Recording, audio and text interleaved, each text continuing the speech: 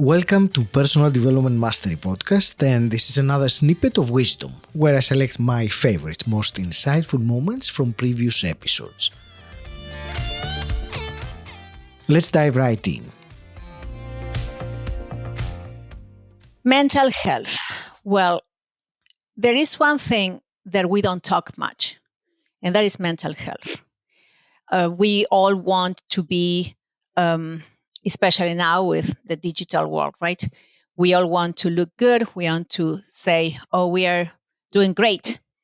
The truth is that there is a disconnect between what we see and what we really are going through. So the mental health is about also how we regulate our emotions. And I have conducted a lot of research on that, how the use of spiritual practices helps us learn to regulate better our emotions. Now, interestingly enough, when we are in times of calmness, right? It's very easy to say, oh, yes, the only thing you have to do is breathe in, breathe out, and then meditate, go within. Beautiful. The thing that happens when we are going through an anxiety moment or a crisis is different. So there, you don't have time to say, well, I know I have to breathe in, breathe out, because if you try to do that, you will do that, right? So it's like a bank account. We need to put more in the account before we need it, so that when we need to withdraw, we already have it there. So we need to create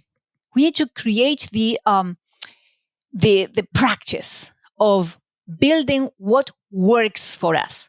What works for us, so that when we are going through a critical moment, we just go there and practice. And that is why we need to practice whatever works for us, right? Some people, meditation works, other contemplation. And I, in my study, I studied religious symbols, and I found that each of the symbols that I analyzed, they had these bodily sensations that help to connect within in different ways. So, for example, incense. You say incense. Well, yes, incense, because it's when you breathe in, it just goes directly to your neural system as well. But what is the symbology behind incense? So you see, nothing is separate. It's an impossibility that things are separate. It's an illusion. It's so interconnected that, for example, incense through the sense of the smell, or sacred bells through the sense of the sound, or sacred music, or touching the rosary, for example, or touching the mandala in the Indian faith. But or some, if you go to Latin America, of course, I'm from Argentina. When you go to the church, you see a lot of people touching the image, and they just touch. They touch the feet of the saint or the feet of Jesus. They even kiss it, because it is a bodily sensation. All that helps to a mindfulness intervention that benefits us spiritually, mentally, emotionally. And it has to be done prior to the crisis. If we now, that doesn't mean that, okay, I haven't done it and I'm going through crisis. I don't have any options. No, thank God. And I do believe in God, and I like saying thank God.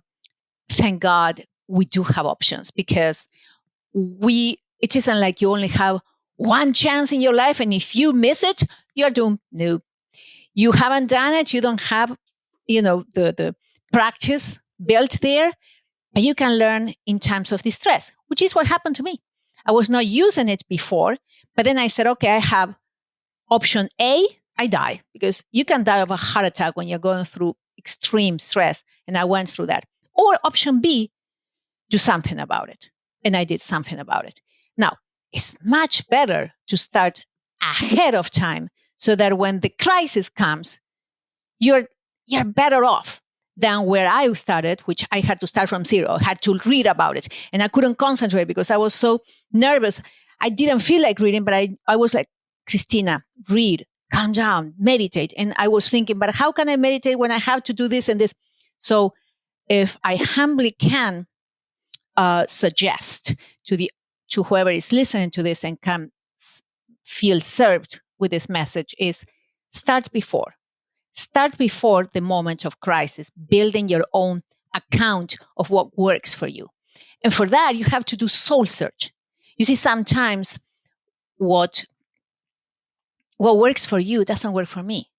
So sometimes meditation may not work for you, but going for a walk in the beach may, or just sitting with your back against a tree may, or just listening, to some classical music may, or you may even be listening to, other type of music. Whatever works for you, build that so that when you go through darkness, and Aggie, we all go through darkness. We all go. It's what we do about it or how long we stay there. That is the only difference. So I always say, make no mistake. Everybody, Mother Teresa, Jesus, everybody. In the Kabbalah, all different, because I don't want to just mention one religion over the other. No, in all religions, we, all humans, go through that. It's the moon, right? The dark side and the light. Is how long we stay in the dark what makes the difference. If you enjoy listening and appreciate what we're doing here, the quick, simple favor I'm asking of you is to click the subscribe button. Until next time, stand out, don't fit in,